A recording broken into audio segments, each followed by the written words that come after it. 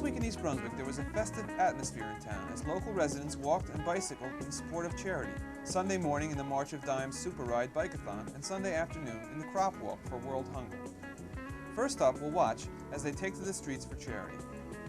John Magliaro will be in the studio with East Brunswick soccer coach Dan Haston and the team's 3 co-captains to discuss their outstanding '84 season.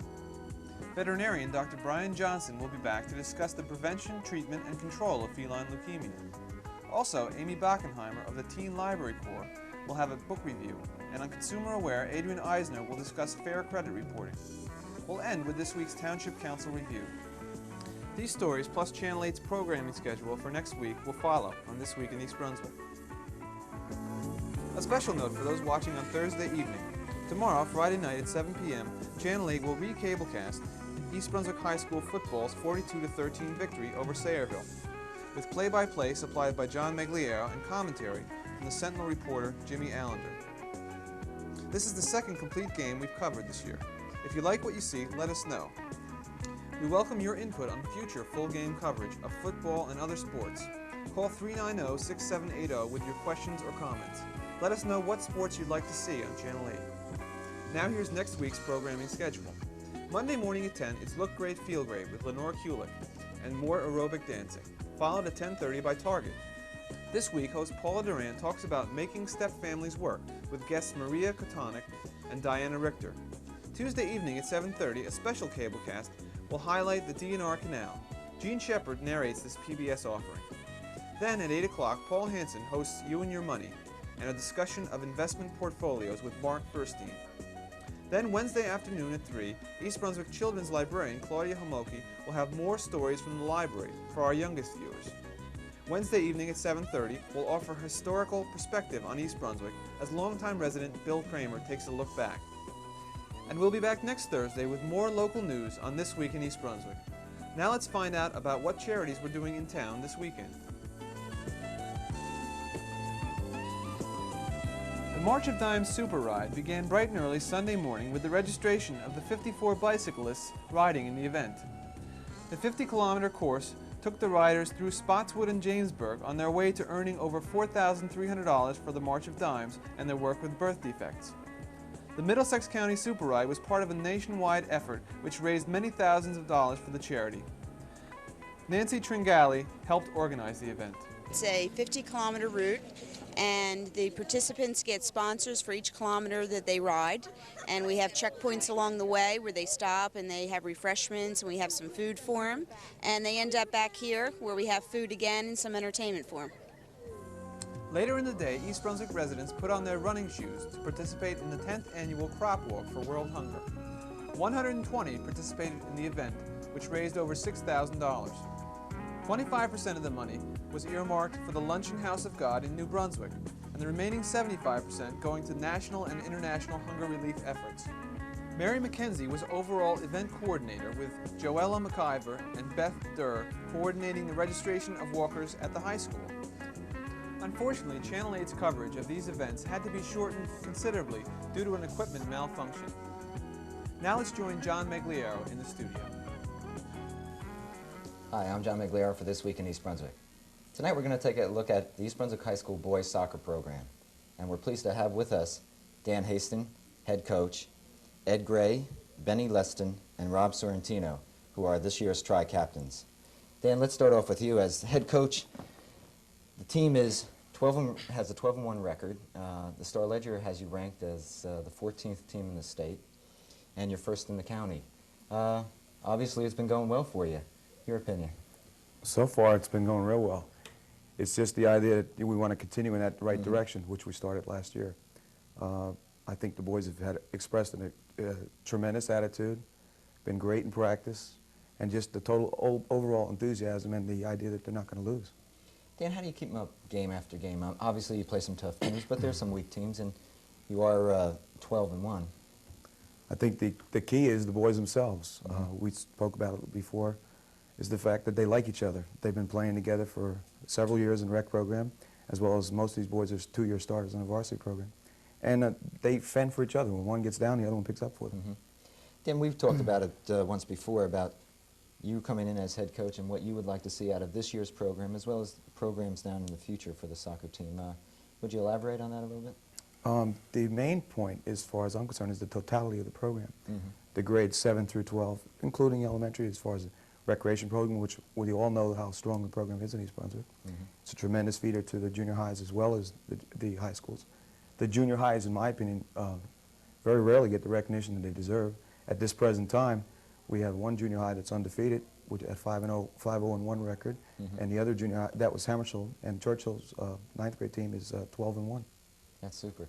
If you would, Dan, just mention those coaches. I'm sure people Sure. would like to know. At Churchill, the 9th grade program is headed up by John Staggert, assisted by John Meehan. Mm-hmm. And at Hammarskjöld, program is headed up by Tom Hockajoss, assisted by Mike Zielinski. Okay, that's great. Ed, I'm going to turn to you. You're a captain this year, a senior. What's the difference between this year's team versus last year's team? And last year, you had a great season. Well, I really think it's like the experience factor because we have 14 returning lettermen coming back, and while we lost a lot of games last year, we played a lot of tough teams. And the experience of playing at night that we had last year and really losing helped us because it helped build up character, which is coming through this year. Mm-hmm. Ben, let me turn to you. Off-season, were you guys, getting together, pulling, knowing that this was going to be your year? Yes, when we were playing we played travel team and we played indoor. Mm-hmm. And last year we fared pretty well against top teams. Okay, Rob, you've played some top teams already and have come out on top, obviously. What has been the toughest game thus far for you, and what's coming up in the future? Toughest game? Well, St. Joe's was our toughest game. Mm-hmm. And because what Mr. Hayes said, we like each other. Everybody knows what's everybody else. Mm-hmm. We just pulled together and did what we could do. And we put the goals in and we beat St. Joe's. What's the toughest game coming up, do you think? Monroe. Monroe? Mm-hmm. All right, let's turn to Dan a moment and ask him about that. Monroe is coming up this week, and that's part of the county tournament. Maybe you could give us some insight. First of all, I like to compliment Mr. Sorrentino over there and his comment about the toughest game, because it is our next game on the schedule, and that's the way I like to refer to it, because it is our toughest game. Tomorrow afternoon at 3:30 at the high school football field, we take on a tough and rugged team from Monroe, who incidentally did beat us last year 1-0. And it doesn't seem like much of an accomplishment to most people, but since they're a Group 1 school and we're a Group 4 school, it's a tremendous accomplishment as far as Mr. Packard and his team is concerned. Mm-hmm. Dan, a little bit about how the county tournament works and then the state tournament, if you would. Okay, the county tournament goes on 3 consecutive Wednesdays, and the finals are on a Saturday. Where they have, state allows 16 teams to be seeded in the tournament. Mm-hmm. And the first round, usually you have the first seed against 16th, so on down the line. And then as you advance to the higher seed is played at the first round and second round. Semifinals are taking place at Memorial Stadium in the evening. Okay, and I would suspect your chances look fairly good. If the boys continue in the proper direction and continue to show the enthusiasm and the things that have gotten them so far, and stay in the passing game instead of kick and run, things that we have not done yet this season as far as kick and run, I think we'll be successful. Dan, I want to thank you for coming out this evening with your tri-captains, Ed, Ben, Rob. Continued success in the county tournament, and I think we're going to see you guys near the finals of the states. Dan, any Yeah, I'd like to make one final comment. I'd like to take this opportunity on behalf of our total program, as well as East Brunswick High School, and thank Mr. Magliaro and his staff for giving us the opportunity to provide an opportunity for us to show our programs in totality. Dan, thank you very much. It's really our pleasure, and this year it seems like everything is hitting big at East Brunswick football. The girls' soccer is doing outstanding. The boys' soccer program, track teams are doing well. But it's really been our pleasure to have you guys on. We're going to follow you from here on out, and hopefully we'll be talking with some state champions. Again, good luck to you. Thank you. Thank you. Thank you. Thank you very much. For This Week in East Brunswick, I'm John Migliaro. Good night. How do you do? I'm Special Officer Mike Mansfield, East Brunswick Animal Control. This is the third of a 3-part series on feline leukemia that we've been presenting to you from Cranberry Veterinary Hospital with Dr. Brian S. Johnson. This week we're going to talk about the prevention, treatment, and control of feline leukemia. Welcome to the third and final talk on feline leukemia virus infection in our pussycats. Today we are going to speak a little bit about prevention, treatment, and control of the feline leukemia virus infection. The bad news is that there is no cure for the cat that comes down with the leukemia virus. That pussycat, unfortunately, will have an expected lifespan of approximately 6 months to 2 years. The good news is that it can be prevented in most cases through the use of a couple of restraints, some common sense, and some care. The treatment of the cat that has feline leukemia virus is primarily supportive. There is no cure, therefore we can help him along. If he gets an infection, we can treat him faster than we would the other cat, the normal cat. We would have to put him on medicine for a longer period of time. We can support him with an extremely good diet, which is of the utmost importance, and reduce stress.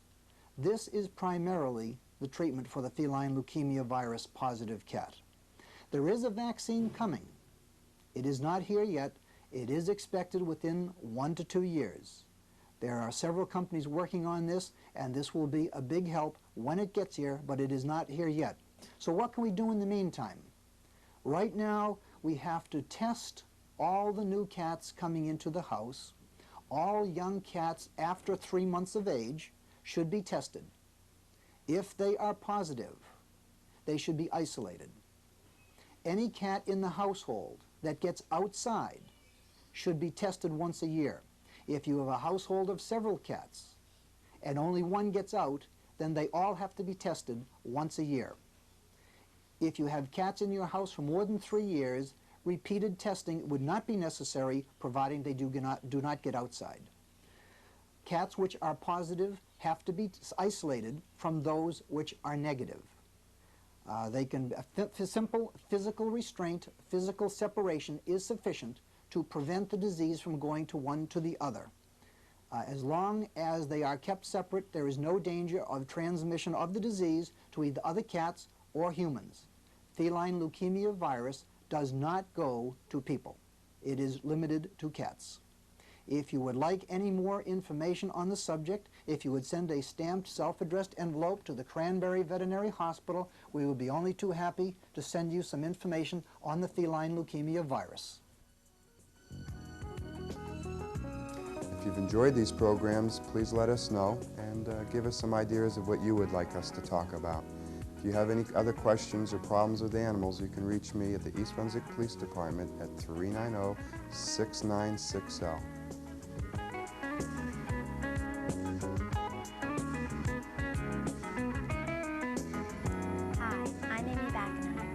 The book, A Little Princess by Frances Burnett, was reviewed by Ritsu Murthy.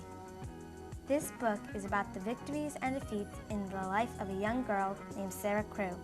When Sarah's wealthy father was alive, she was treated like a little princess at boarding school.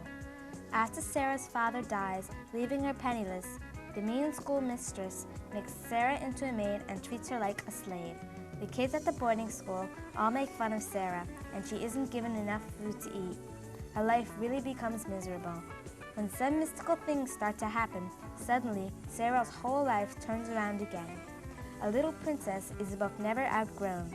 The illustrator's delicate drawings add a magnificent touch to the book. The author's way with words and how she writes about the book's characters is a credit to children's literature.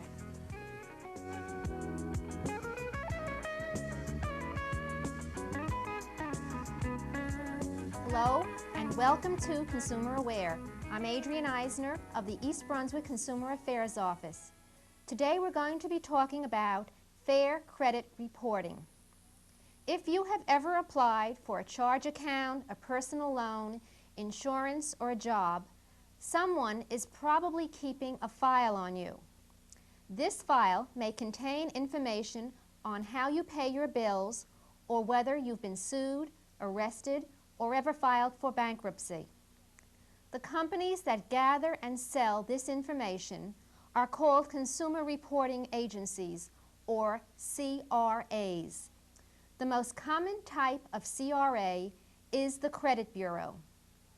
The information sold by CRAs to creditors, employers, insurers, and other businesses is called a consumer report. This generally contains information about where you work and live and about your bill-paying habits. There is a federal law known as the Fair Credit Reporting Act, which gives the consumer specific rights. The Act protects you by requiring credit bureaus to furnish correct and complete information to businesses to use in evaluating your applications for credit, insurance, or a job. If your application was denied because of information supplied by a CRA, that agency's name and address must be supplied to you by the company to which you applied. If you request it, the CRA is required to tell you about every piece of information in the report, and in most cases, the sources of that information.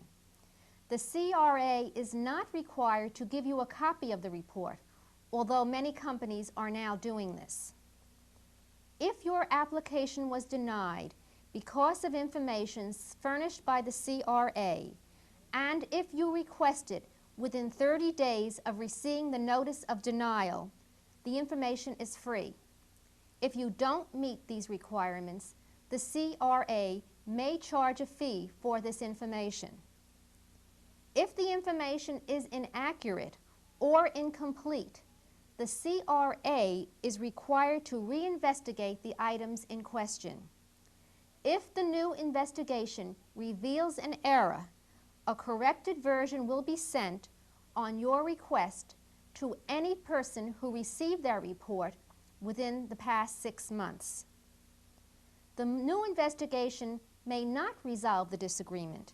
If this happens, have the CRA include your version or a summary of your version in your file and in future reports.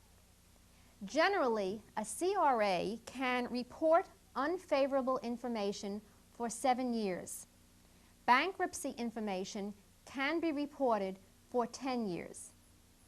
If you would like any further information about fair credit reporting or any other aspects of credit, please call us at the East Brunswick Consumer Affairs Office. We're there Monday through Friday, 9 a.m. until 5 p.m. The telephone number is 390-6954. I hope I'll be seeing you again next week on Consumer Aware.